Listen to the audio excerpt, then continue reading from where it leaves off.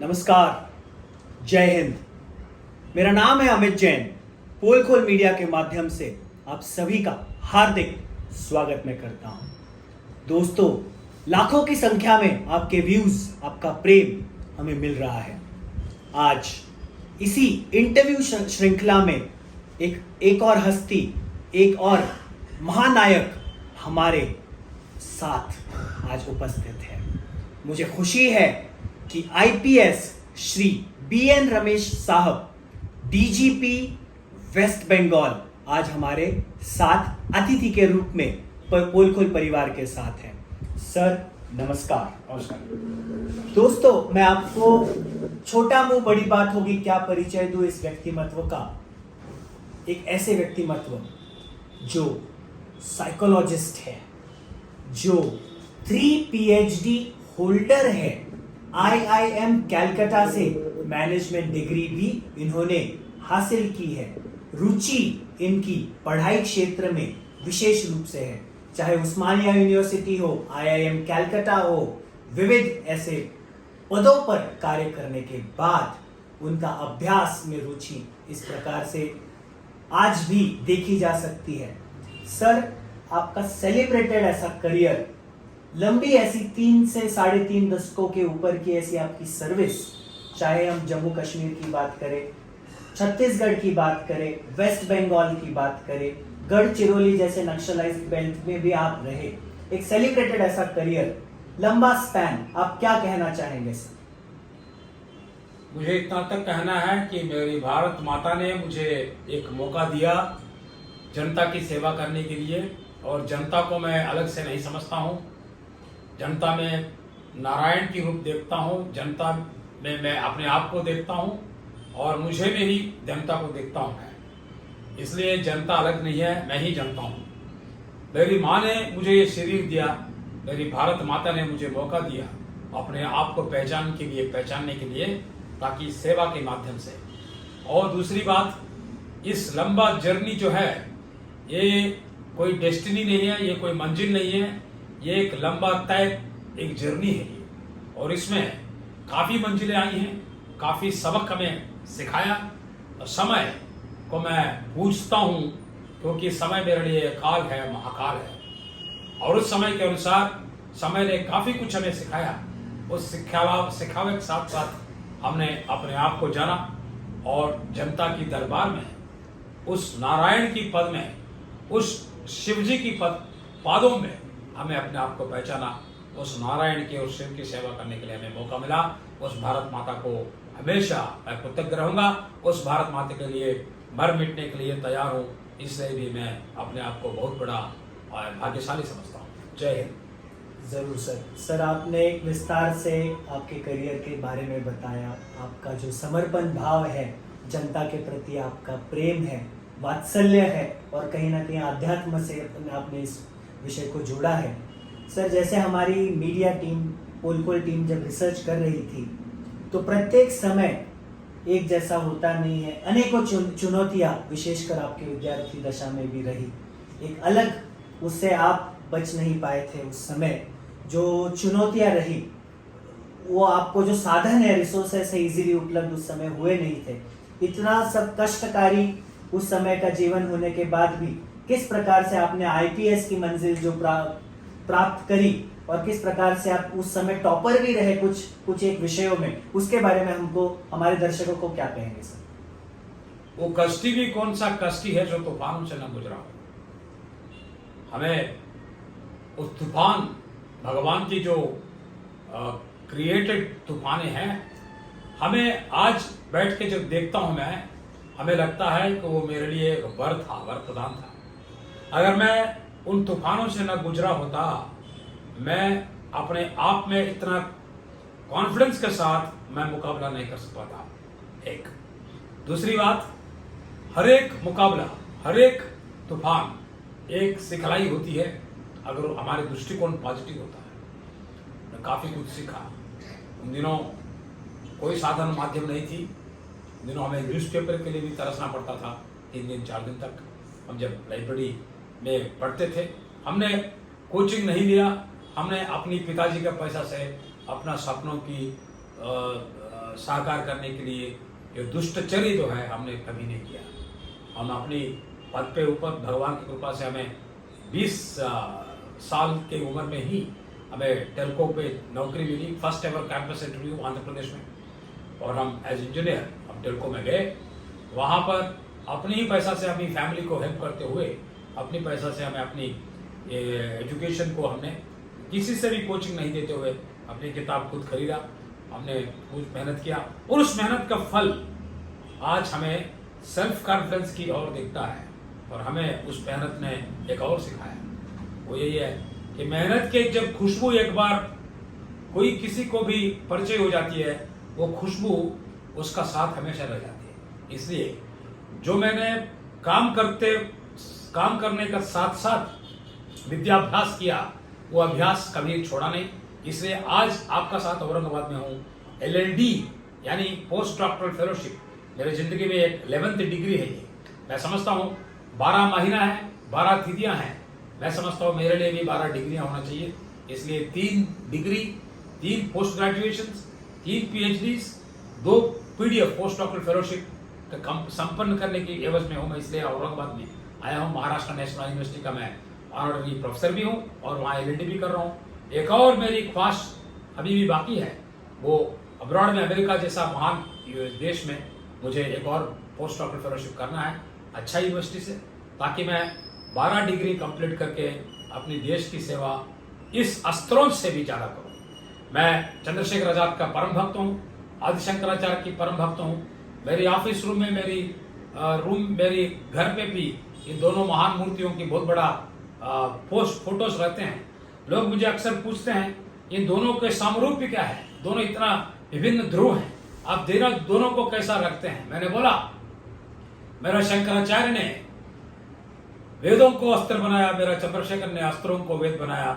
भगवान की कृपा से मैं दोनों को दोनों हाथ में लेके चलता हूँ। इसलिए मेरे नजरों में अस्त्र और शास्त्र अलग अलग नहीं है, वो एक ही भगवान की अर्पण रूप की पूजा की 2 पहलू है।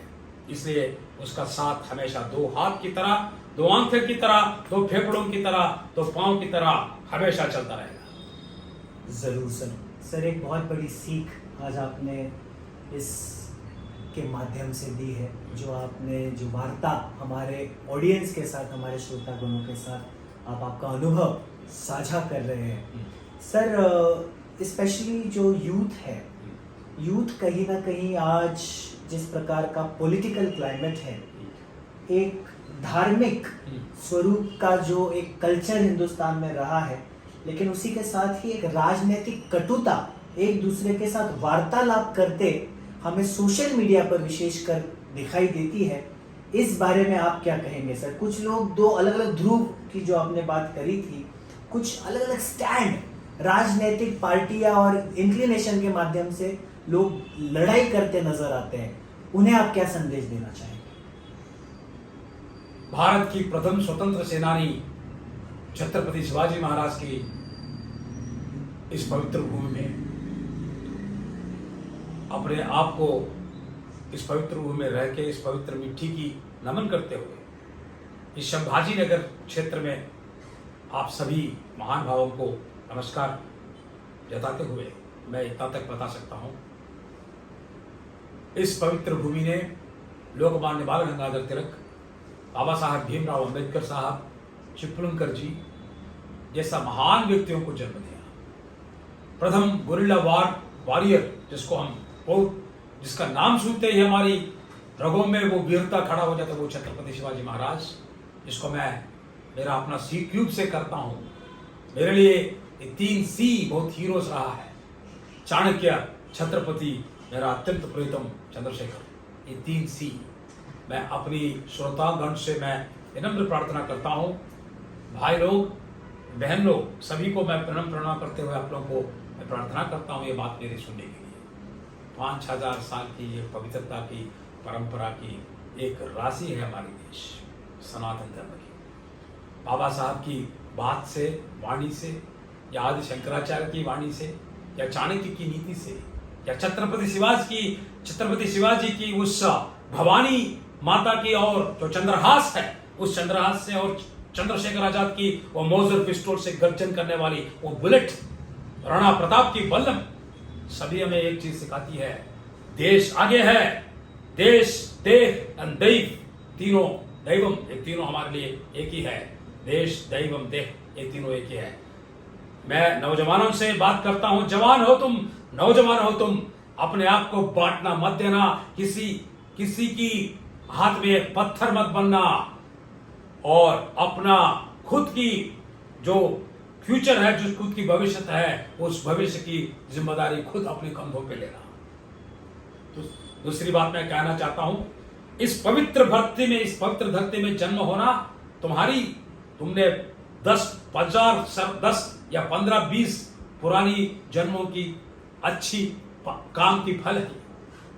मैं यकीन दिलाता हूं आप लोगों को, मैं स्मरण करता हूं आप लोगों को, मैं पूरी अपनी दिल का साथ बात करना चाहता हूं। यही बात 2047 में हम दुनिया में 1 नंबर होंगे ही। क्या कारण क्या है? आपकी मुस्कुराहट एक कारण है। मैं जब दिल्ली में पहली बार काम करने के लिए गया था, सीआरपीएफ में, जब मैं सीआरपीएफ एकेडमी के डायरेक्टर बना था, तब मैं सीआरपीएफ की मेस के सामने जो संतरा बेचता था, उस हरियाणा के नौजवान की चेहरों में मैं वो मुस्कुराहट देखा। 2012 की बात कर रहा हूँ, 2013 की बात कर रहा हूँ। उस मुस्कुराहट मुझे काफी कुछ सिखाई। वो मुस्कुराहट मुझे बोली कि मैं इस देश की 5000 साल की परंपरा की प्रतीक हूं। मैं किसी नेता या किसी पॉलिटिकल पार्टी, किसी की ऊपर नहीं निर्भर करता हूं।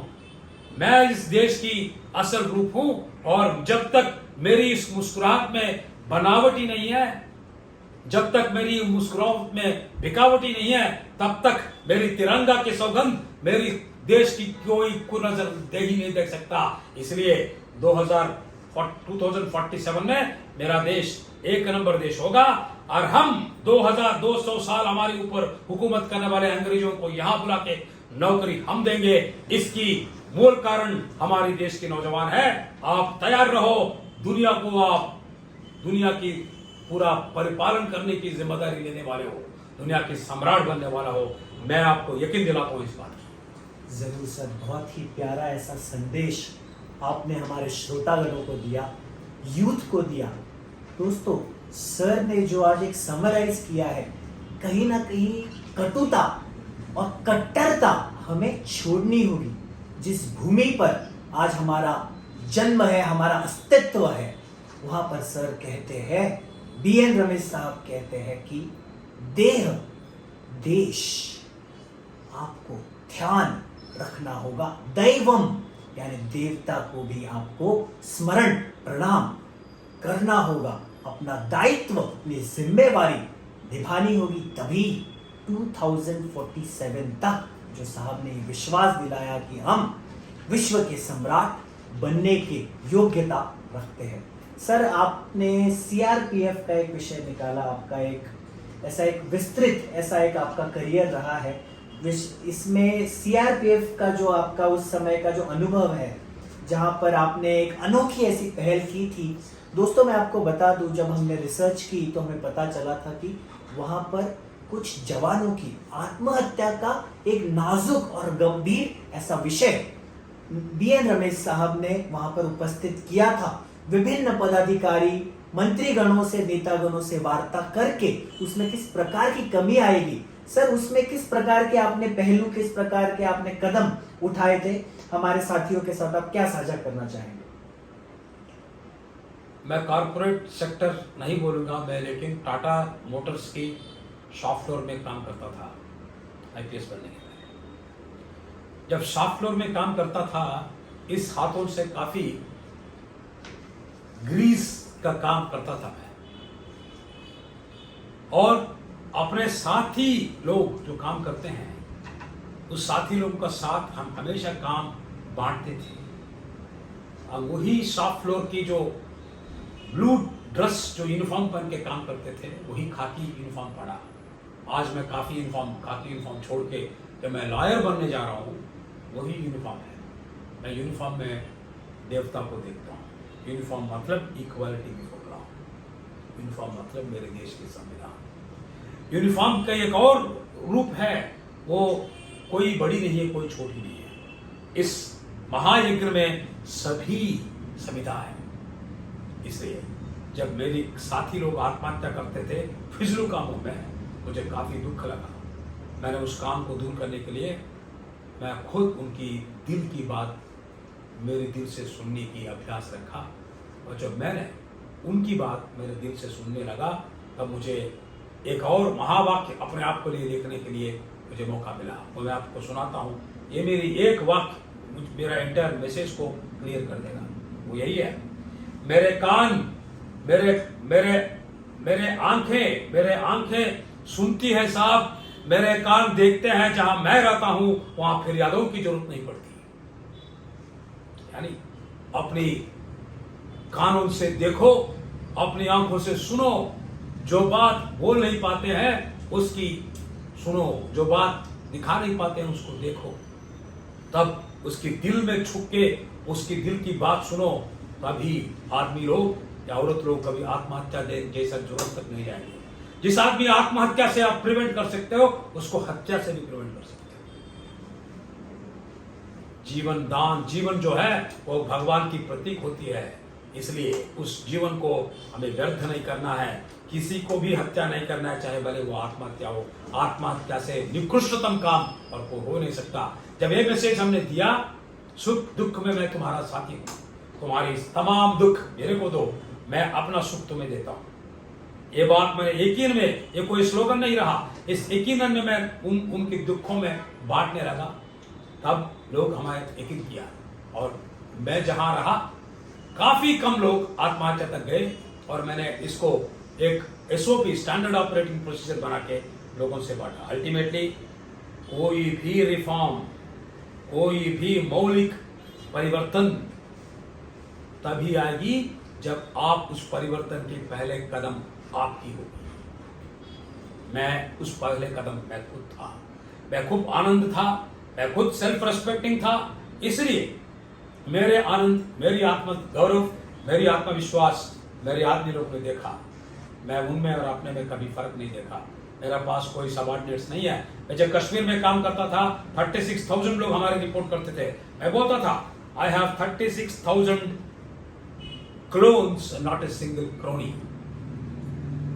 जी सर, एक सुंदर ऐसा संदेश आपने दिया कि 36,000 क्लोन्स है साहब, क्रोनीज नहीं है।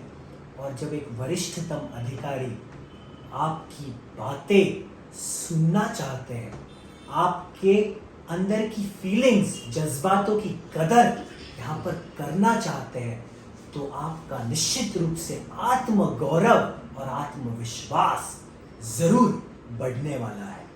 साहब, एक अंतिम प्रश्न, अंतिम छोर की तरफ हम बढ़ रहे हैं इस इंटरव्यू के। एक मेरी जिज्ञासावश मैं आपसे एक अंतिम प्रश्न पूछना चाहता हूं।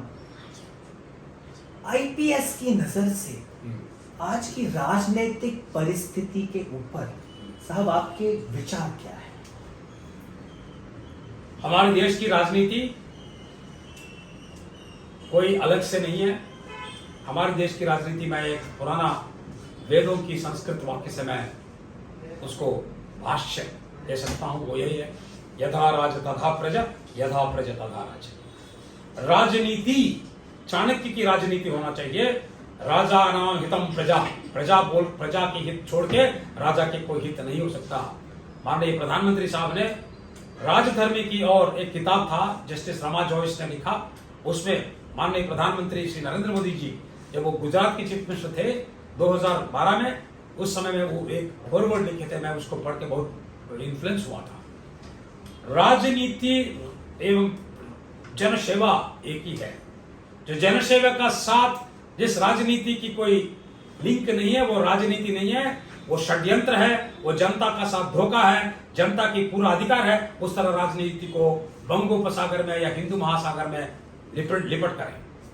दूसरी बात मैं बोलना चाहता हूं, राजनीति एक धर्म युद्ध है। अधर्म और धर्म की युद्ध के बीच में एक युद्ध है।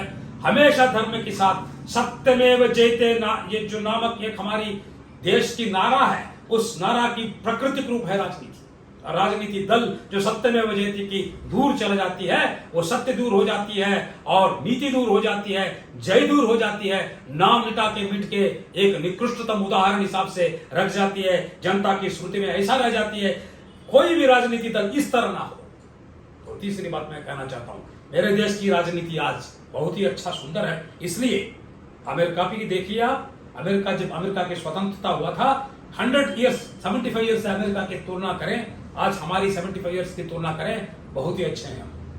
आज मेरे देश में सुनवाई होती है, आज मेरे देश में गरीब से गरीब परिवार तक आने वाले आदमी प्रधानमंत्री होते हैं, गरीब से गरीब परिवार में आने वाली मेरे दलित बहन जी, मेरी दलित माँ, वो भारत की राष्ट्रपति हो सकती है। जो जिसका कोई पूछने वाला नहीं है, उसको पद्मश्री पद्म विभूषण दिया है। आज मेरे देश में कोई की आंखों के आंसू लाचार नहीं है, लावारिस कोई नहीं है मेरे देश की। जब तक मेरे देश की तिरंगा है, सभी वारिस है, क्योंकि मेरे देश की तिरंगा ही सबका संस्कार है, सबका सम्मान है, सबका समाधान भी है। हमारे देश का तिरंगा सभी का संस्कार है, सम्मान है, हमारा गौरव है, हमारा अभिमान है। सुंदर ऐसा संदेश आईपीएस महोदय श्री बीएन रमेश साहब ने दिया है। सर, आपका कीमती समय पोल खोल परिवार को मिला। हमारे श्रोतागणों को विविध ऐसे विषयों पर आपने आज आपकी बात रखी, खुले दिल से आपने सभी के साथ संवाद किया और एक प्रोत्साहन, एक प्रेरणा, विशेषकर यूथ, यंग बच्चों से लेकर सभी देशवासियों को इस डिजिटल प्लेटफॉर्म के माध्यम से आपने दी है। आपका पोल खोल परिवार की ओर से मैं बहुत बहुत धन्यवाद करता हूं। आप विदाई देने के पहले मैं खाली 2 शब्द कहना चाहता हूं। आप लोगों में शायद एक इंटरेस्ट होगा, इस आदमी ने मूंछ इस तरह क्यों रखा है। मैं इसलिए मूंछ रखता हूं क्योंकि 14 शताब्दी का 600 साल के पहले अन्नमाचार्य नामक एक जबरदस्त वाग्यकार हुआ करते थे हमारे आंध्र प्रदेश में।